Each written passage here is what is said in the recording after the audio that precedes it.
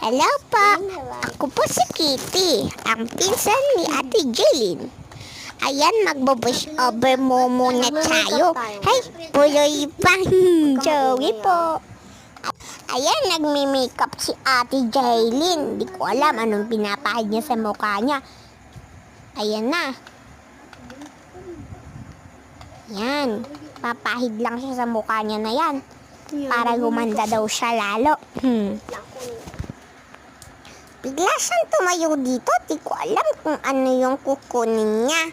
Tagalin muna natin to. Para Ayan, nakabalik na ulit si Ate Jaylin. Tapos nagsusuklay na siya dyan. Bilisan mo naman, Ate Jaylin. Yan, suklay na suklay si Ate dyan. Tita tuloy. Ayan, naglagay pa siya ng ilaw para maganda